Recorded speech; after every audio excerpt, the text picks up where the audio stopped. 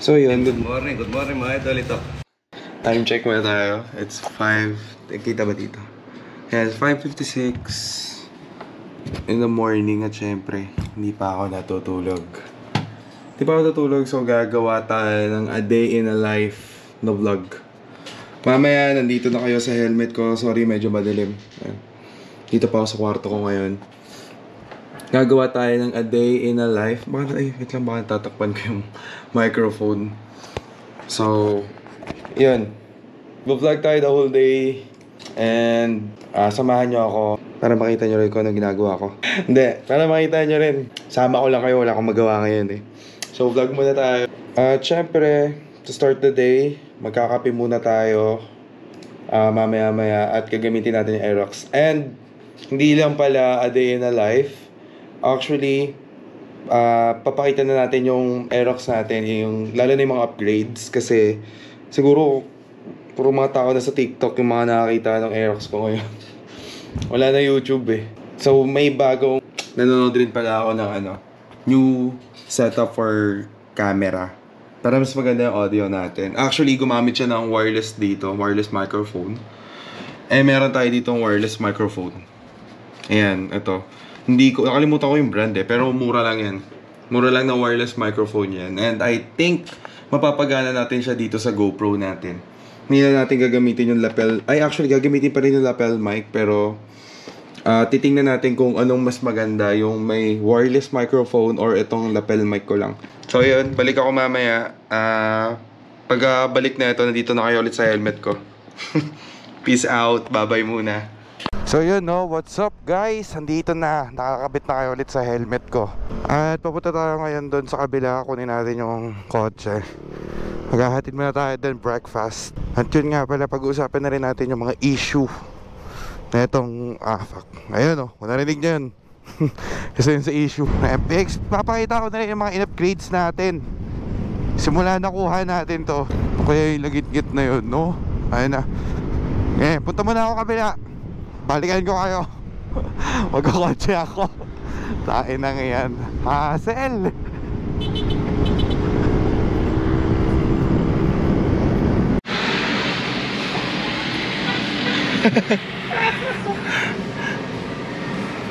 Ayun yung maliit to.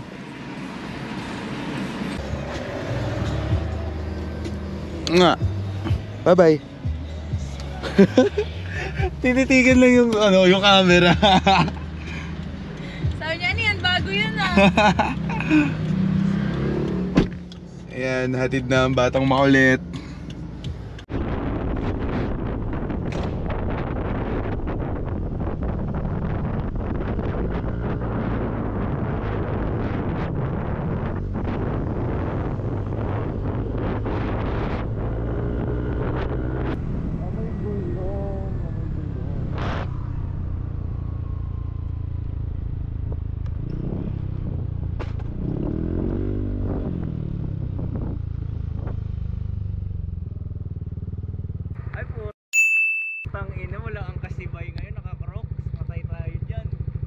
Ash, testing mo nga ito motor ko, may lumalagitik eh. Saan? Dito, dali. Pili ko pang gilid eh. May lumalagitik, promise. Nakaraan pa to eh. Hindi, drive mo, malakas. Sobra.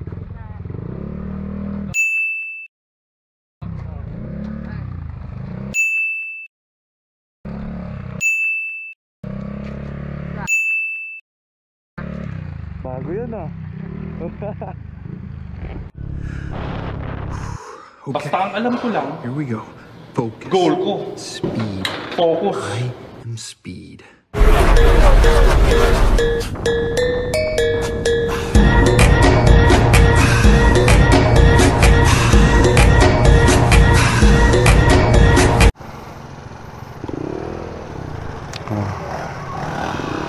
Tara. Bababa tayo ng Marilao.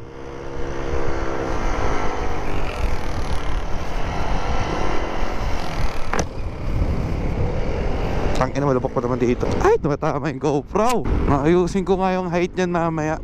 Matama yung height ng GoPro eh. So ayan, pupunta tayo ng Dunkin Donut Marilao. At kasama natin ang MSR crew syempre. Baka sabihin nyo ha. Ay puta, ito na naman tayo sa mga naiipit ako eh. So yan, backpack na kami papunta. Hindi ko alam kung anong lugar to. Kapag naligaw ako, kawawa talaga. Naninibago pa ako ngayon dito sa preno ko sa harap. Kinabit ko na yung ano eh, yung donation. Donation yan, ito.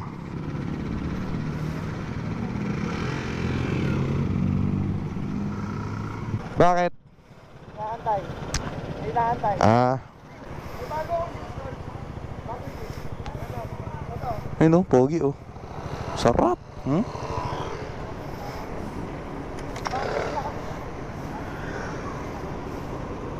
Ito rin boy, sarap. Tingnan mo naman oh. Ay!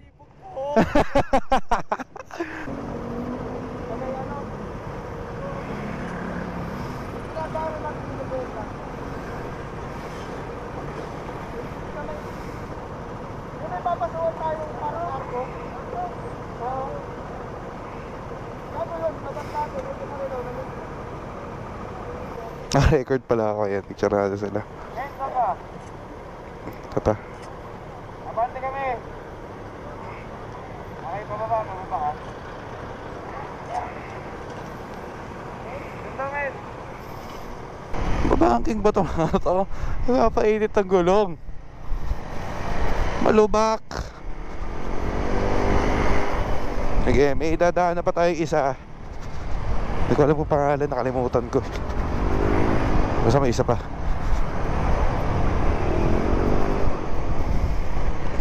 Wala na, sargo ko na. Poke na. Uy, poke na ina mo. Ay, tanga mo! Ha? Bobo ka. Nangihina ako sa kabobohan mo.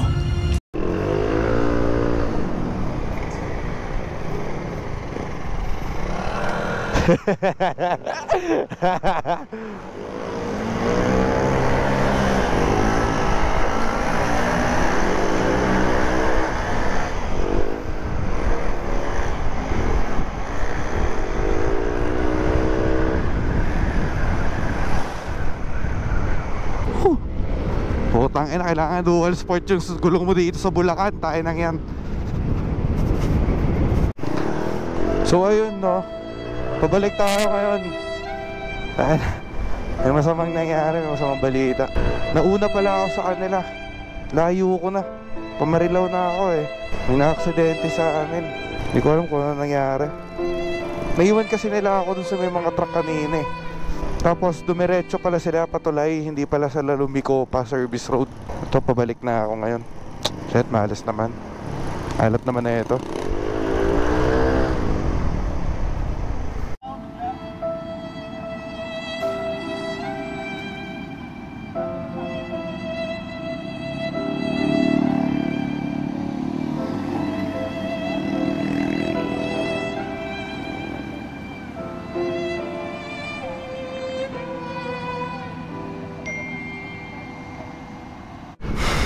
At ayun, syempre back to the ball game na tayo mga kaibigan. Ayan na, rolling na mga sumemplang. Sila pala nagbanggaan. Pero okay lang yan, kasama sa paglaki. Sabi nga, ika nga ni Boss Jason. Ayan na, papunta na tayo. Didi Marilao. Templang lang, wala namang ano. Hindi naman sila nasaktan. Slight lang. Binigyan ko naman sila ng band-aid. May mga band-aid kasi ako laging dala eh. Band-aid na teddy bear yung design. Yan, para cute, di ba? O ngayon, chill ride, 50-50, 60-60 lang. Hop, yeah. Gago. TH ang gulo. Ayan, pa MacArthur na tayo guys. Sige.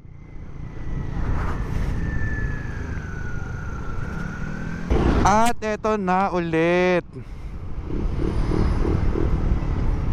Eto na ang lubak ng may kawayan. Ay, may kawayan pa to, diba? Nahati lang naman sila sa ano. Hop, ya, hop. Pasok lahat, pasok.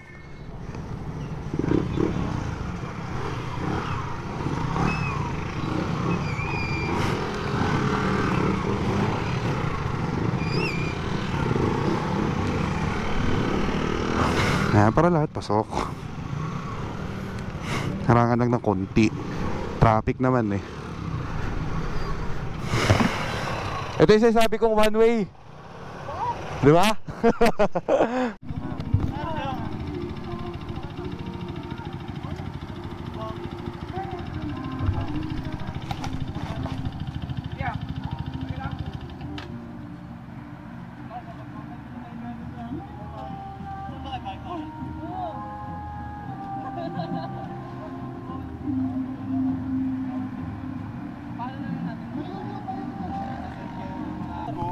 Aerox.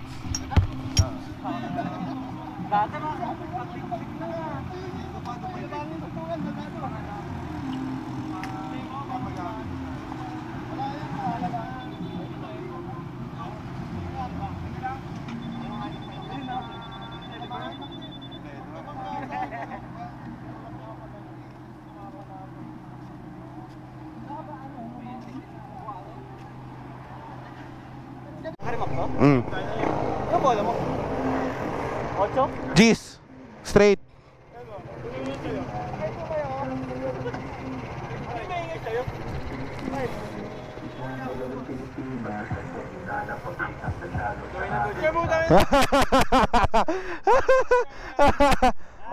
Mukbang na naman.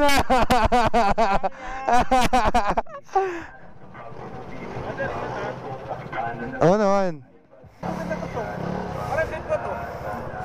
Masam gamitin yung gusto ko na ganyan. Parang trip ko to. Okay, di ba? Kaso bobo lang ako gumamit eh. Tahimik lang. Pag nagbigay mo wala. Naingayan na ako eh. Okay lang naman. Pag ganyan ka na, okay nga siya. Ganap na ako. Yeah. Tara, magtatapang pa ako. Gago, nakababa na naman yung putang inang ano ko, camera ko. Fuck. So, ayan. Sorry, nakababa na naman yung camera ko. Ayan o, binangga ni Ayo ko.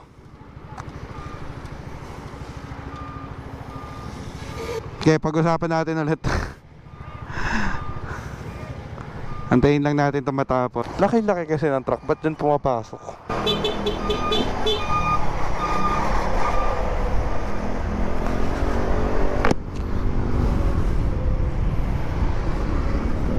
So ayun no, pag-usapan na natin yung sa Aerox, kung ano mga pinalitan natin dito, kung anong mga nalagay natin dito.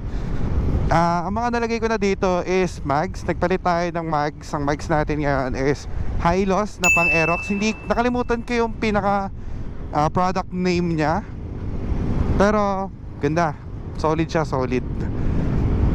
Performance okay, hindi siya ganun kabigat, talagang matibay siya. Design okay na okay, pa-star. Tapos yung color niya pa, hindi siya black. I thought black na black siya, hindi pala. So natuwa talaga ako sa kulay niya. I-expect ko kulay black lang siya eh. Pero pagdating sa performance, wala, okay yung mics. Ilang beses ko nang nalubak, ilang beses ko nang ilang beses ko na siyang nalubak, wala talagang problema. As in, matibay. Noong una medyo nagduda pa ako kasi nga high-loss eh. Ang alam kong high-loss is yung mga 17s na mags. Pero dito, wala, okay siya. Okay na okay para sa akin. Then, sunod na tag dito, in-upgrade ko. Yun yung unang upgrade ko eh. Sunod na in-upgrade ko is panggilid. So, ang panggilid kasi natin, si Aerox naman, yung stock niya, para sa akin, okay naman yung panggilid. Kung hindi ka naman bitin talaga, sobra. Kumbaga, hindi ka naman nagwawalwal, di ka masyado nag-ano ng torque. Wala na ito, yun. So, ang bilis na ma-reach talaga sa Aerox kahit sa stock. Mabilis na maka-reach ng 80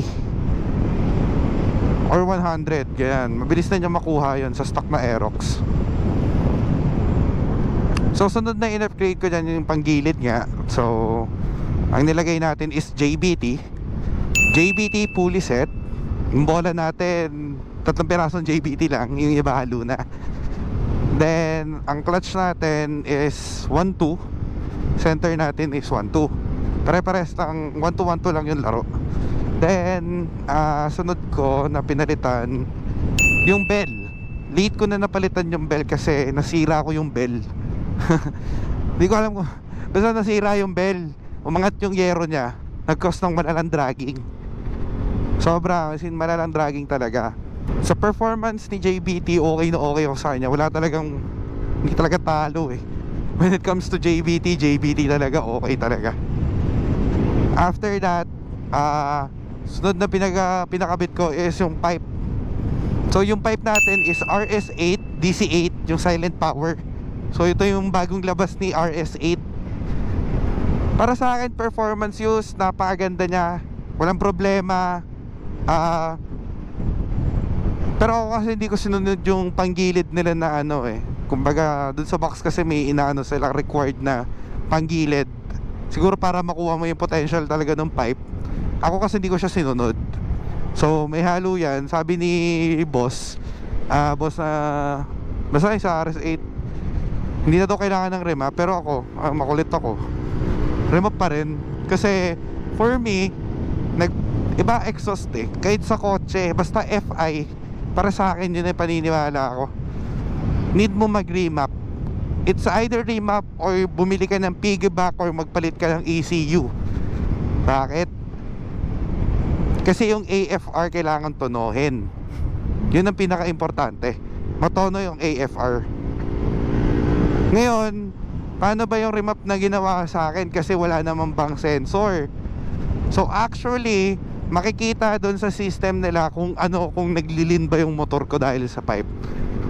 So far, hindi naman daw sobra. Kaya okay lang. Tinoon na lang ng maayos. Kumbaga, sa kotse straight tune, do tayo no need. Pero ang tagal ni remap kasi syempre kailangan i-test run eh. So yun na. After nun wala, ito na binigay sa atin yung E3 na brake master. So tigas nga niya tigas siya. Pero okay naman gamitin. Iba pa rin yung S1. Hop. Tama, one way yun. Iba pa rin yung S1 ng RCEB. Maganda talaga yun.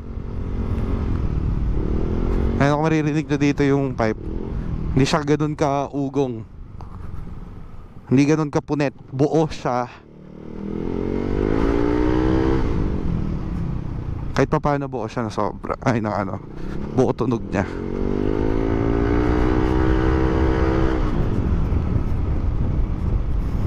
So ngayon yung shocks ko hindi ko pa napapalitan. Pero it's a must talaga. Shocks sa likod, it's a must. Kasi tulad yan, kung umaakit kayo na malalaki, banking kayo, dun kayo sa full na adjustable. Ako, nag-iipon na ako para dun sa full adjustable. Maiipon ko lang na maayos. It's either BD series or basta kahit anong RCB na adjustable. Get ko na yun. Then front shocks, it's your choice naman kung bibili ka ng JBT or LCM. Kung may LCM pa. Pero para sa akin, performance wise, maganda yung JBT front shocks. Maganda din yung LCM. Problema kasi yung T-post niya basagin. Yun ang problema sa LCM. Front shocks kasi nito, stock ng front shocks talaga pangit eh. Tumutukod.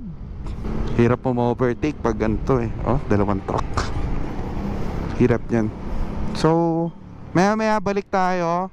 Papakita ko yung mga in-upgrade ko sa motor. Hanap tayo ng gas station mag-umuwi na tag dito kahit paano maliwanag.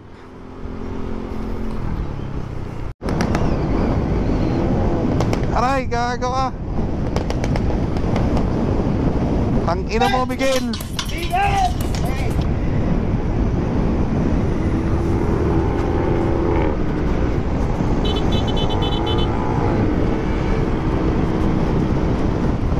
Aray!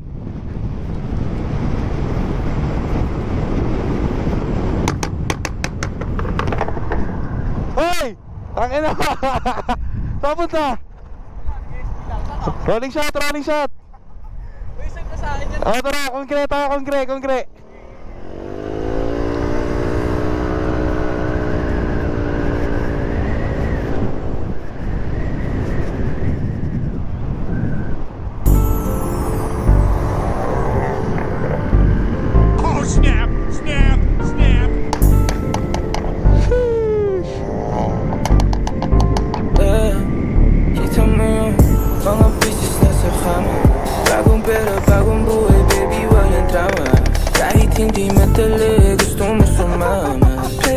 this motherfucker, anong mga sana. Ayan, tumambay muna kami sa glit ni Miguel. Dito na rin ako magre-review ng motor. So, ito yung RS8 natin. Ilawan ko na lang. Yan, dumi. Ito, tumama sa kaibigan ko to. Nagsalubong kami. May mga gisgis lang. Pero okay siya. Ayan yung elbow niya, walang bang sensor. So yun pa pala yung sunod na pinalitan ko. Nag-upgrade kaagad ako ng tires. Kasi ang stock tires ni Yamaha dito sa Aerox is madulas. Yung IRC, madulas yun. Dito wala pa tayong pinapalitan, pero susunod ko na to. Caliper pa di big disc natin. Medyo makati eh.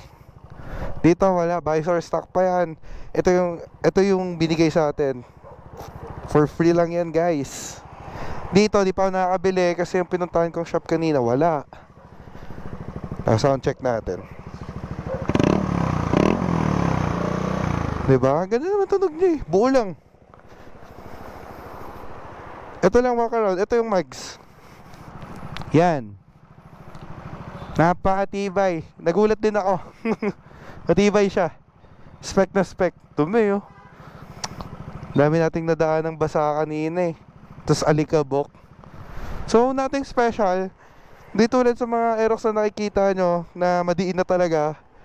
Pero ako natutuwa na ako dito sa unit ko. Pinaka-issue lang talaga niya is front shocks. Natutuwa na ako sa hiyaw niya. Tutuwa ako sa torque niya. As in, okay na okay. Siyempre, nag-inspire sa atin mag-Aerox talaga. Motodeck. Dito ka sa gitna. 1G.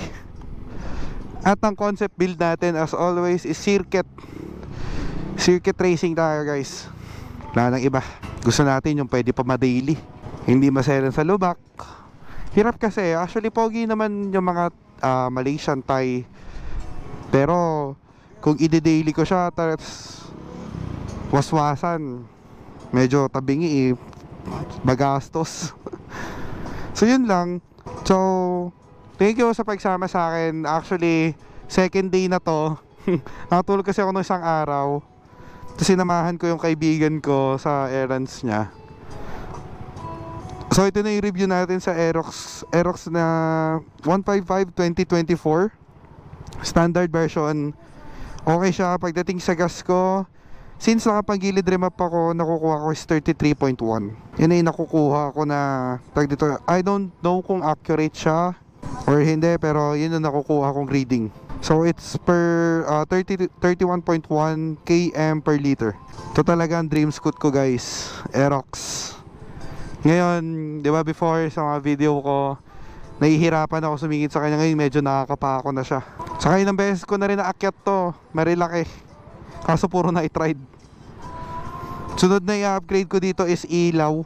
Ilaw muna. Priority muna talaga. Ilaw. Then busina. Baka kay tag dito, scooterista tayo magpagawa nun. As always, maganda gawa nila eh. Hindi tulad sa iba, pag nagpapagawa kang busina, ay na, saglit lang. Yung sa click ko, pinagawa ko sa iba yon, yung busina nun. Wala, tabingi. Sablay. Paus na kaagad. Ilang buwan pa lang, di man lang umabot ang taon. PIAA yung kinabit ko nun kasi gusto ko yung tunog nun eh. Ngayon, maghahanap naman tayo ng ibang klaseng busina na babagay naman dito. Gusto ko kasi bassy eh. Ayoko nang matinin. Pero malakas yung stock horn na ito ha. Malakas. Gamit na gamit ko rin kasi yung busina talaga eh. Lalo na pag overtake ka. Tag dito pag dire-diretso yung takbo mo, gamit na gamit siya. So yan lang, guys. Hanggang dito lang yung vlog ko. Thank you so much kung umabot ka dito. Big help sa akin yan. Salamat sa pag-support. Oh, snap! Snap! Bye-bye. Snap!